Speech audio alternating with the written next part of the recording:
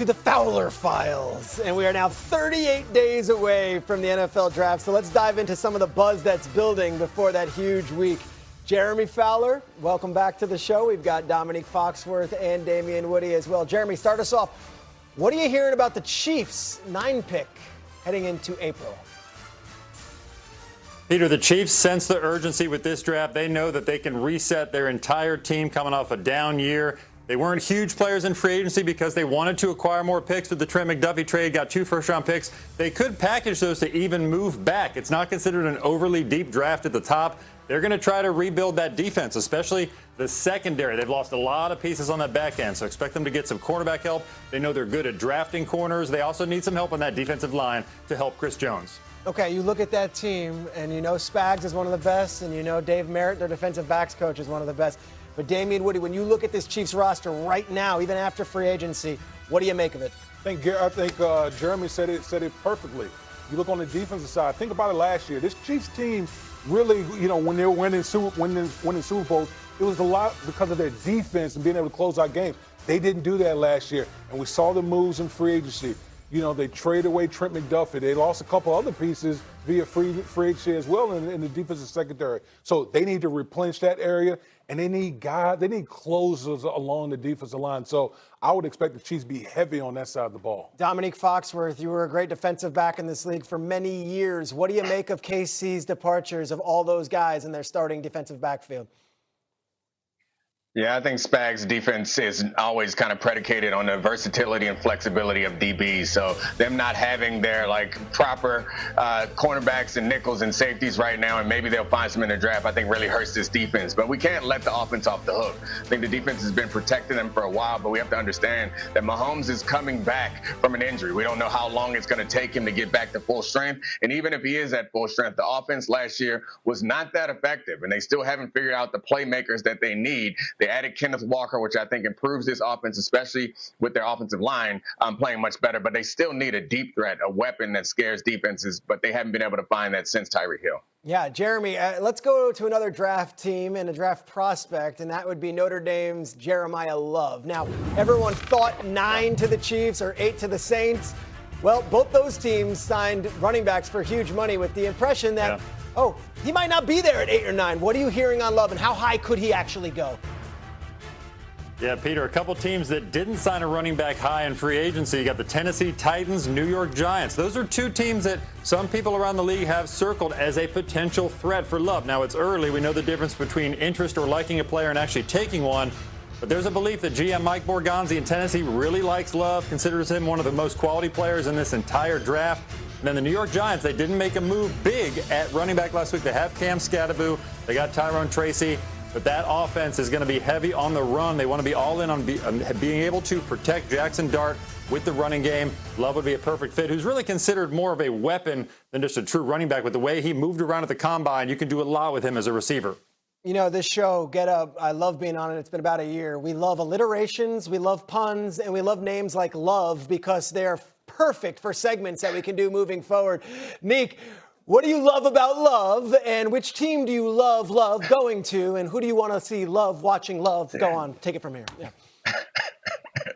Yeah, I think the Giants is an interesting option because they have a quarterback in Jackson Dart who feels like he has to make every play every single time out on the field, and it sometimes puts his body at risk. I think adding Jeremiyah Love not just improves the running game, but it improves the screen game, which allows Dart to get the ball out of his hands quickly and protect himself a little bit more. I think there's a bit of a risk seeing as the Giants' offensive line isn't fully solidified yet. They have a great left tackle. The rest of the offensive line isn't quite perfect, but I think Jeremiyah Love being as versatile and flexible a player as he is, I think a player like that still could be effective in many ways without having the offensive line that you need to get the best out of a young running back. You know, Giants fans, they drafted Saquon Barkley 2nd overall. On paper, he's the best player in the draft. That's what everyone's saying. Damian Woody, 5th overall is still rich for a running back as a former offensive lineman, and that team does have offensive line moves. What do you think about the Giants if Jeremiyah Love is on the board? I would love it. Listen, Peter, both you and I live in the tri-state area. imagine the type of juice that Jeremiyah Love would bring to the Giants, at the running back spot, because he's not just a running back. He's literally a weapon. I look at him in the same vein as Bijan Robinson, a Christian McCaffrey, a guy that not only can, take it at any point running the football, but a guy that you can line up anywhere and run routes like a wide receiver out there. So that would be the type of player that the Giants would have. And also remember, where did John Harbaugh come from? Baltimore.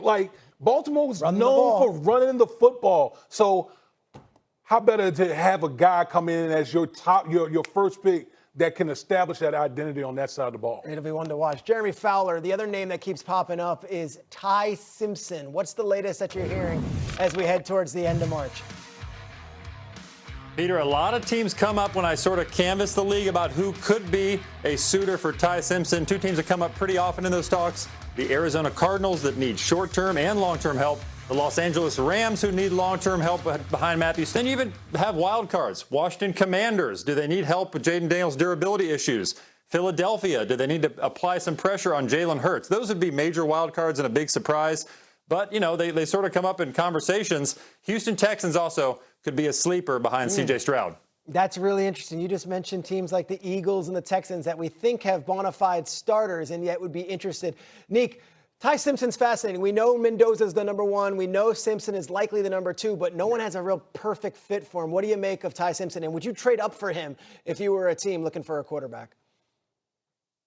Yeah, I definitely don't think that he's the type of player that you want to trade up for. But I know if you've been watching this draft coverage, you saw through the course of the season, you saw Ty Simpson was the number one, projected to be the number one quarterback taken for the early portion of the season. So the skills are still there. The talent is there. The rest of the season kind of fell apart, and Mendoza just skyrocketed. His value skyrocketed.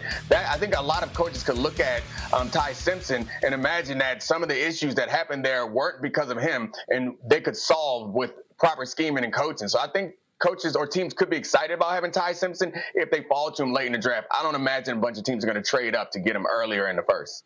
5 million right now. We want to get to 6 by the end of this show. I know that's ambitious. You can join and do your bracket as well. Download the ESPN Tournament Challenge app and get started. And when it's NCAA tournament time, it is Seth Greenberg time. We are bringing in Coach. Coach, we have an amazing, amazing tournament ahead of us. Wait a second. Spell ignominious. I can't do that. And I can't even count to 68. So I'm going to ask you, who is a potential bracket buster in the first round, whether it be a 6-11 or a 5-12? I'm not going to say this is happening. If you want to go outside the box, Akron taking on Texas Tech. Texas Tech playing without J.T. Toppin. Tavari Johnson averages 20 a game. Lyles averages 14. They turn people over. They keep you on the sideline defensively. They shoot 37% of their shots from the three-point line. They beat you in transition. They're a physical team defensively. Akron, coached by John Gross, the former coach at Illinois, is a very dangerous basketball team. Which team on that 5 line, if you look at the 4 of them, or even lower, if you want to go lower, which one of those teams that's outside the top 4 in their brackets has the best chance to reach the Final Four? I think it's Rick Pitino and St. John's. And now they're not going to be playing in the world's most famous arena. They're going to have to play in Philadelphia. But you're talking about this is a St. John's team that turns you over. This is a St. John's team that has Zubi Echepo, who can establish himself in the low post. This is a St. John's team with a guy named Dylan Mitchell, who can take away your other team's best player. And Isaiah Sellos, he can knock down threes. And you've got a Hall of Fame coach. I think Rick Pitino's team is poised to make a run in the tournament, building off of what happened in the Big East tournament. I watched that whole tournament. I like little Darling, the shooter. I mean, St. John's is good, a 5 seed. The lefty. He calls him lefty. Lefty. I feel like they got robbed a little bit, a 5 seed after winning the conference title and the conference tournament. But we can talk. They're staying in the East. Yeah. They're staying in the East, though. Yeah. They're not going out west. Staying in the East is bigger. It's my New York bias. I think they got robbed. Which 1 seed has the toughest road if you were to look at all of them? I think it's Duke. You say, what is it, Duke? But they were the overall number 1 seed. And yet in their bracket, they got to get through potentially UConn, 6-time national champion, 200 Danny Hurley. They got to get through potentially Michigan State, St. John's, Kansas with Darren Peterson, if he's playing like maybe people think he can play, and UCLA. You talk about a gauntlet, the potential opponents that they would have to get to the Final Four. As good as Duke is, they're playing without 2 starters. That is an absolute gauntlet. Different styles of play, and a lot of teams that could put a lot of pressure on them in the backcourt where they only have one point guard. Their backup point guard is Scottie Pippen. Oh, no, that's Cam Boozer. But I call him Scottie Pippen because when Caden Boozer's out of the game, Cam Boozer becomes their point guard. Real quick, just give us a little recap on what you were saying earlier about Boozer and just what a special player this guy is. He's the most mature freshman I've ever seen. His mindset and how he carries himself. He's about one thing and one thing only. He's about winning, and he does whatever he has to do to win, whether it's lead, whether it's rebound, whether it's play out of a double team, whether it's drive it, whether it's get a 50-50 ball.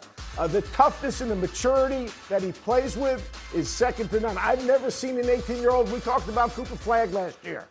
You look at Cam Boozer's numbers, they absolutely exceed Flagg in every way, leading him in points, rebounds, assists, and steals. He shows up every single night. All right, Coach. The Big Ten has not had a champion since Michigan State and the Mateen Cleaves team in 2000. Here we go with Michigan. They're the number 1 seed. They're in the Midwest. You have to think that this might be the Big Ten's best chance. Do they have a clear path to the Final Four? They've got a clearer path. I think they've got the easiest path because they're number 1 seed in Texas Tech. They're not going to be the same Texas Tech without J.T. Toppin. You look at this Michigan team, they dominate you in the front court. Those 3 guys up front are just a little bit different. Yaxel Onnenberg, he's a 3-man who can play 4, shoots a 3. You saw the big shot he made the other day to win the basketball game. Then up front, Morris Johnson carves out space. You got Adebayo, who absolutely blocks out the Suns, a terrific passer. Now, my only question mark is Elliot Cadeau has been terrific for him. He's got to take care of the basketball. The pressure of the NCAA tournament. If you think about the end of the game, like when they played against Duke in Washington, D.C., all right? He played more like the North Carolina Elliot Cadeau more than the Michigan Elliot Cadeau, who's played really poised and made big shots. But I like Michigan's path to the Final Four. Coach, you've coached for so long, and you're so good as the analyst. I would say you have seen lateral movement. You have judged a lot of talent. I want to show you a clip of what was going on in our studio as we went.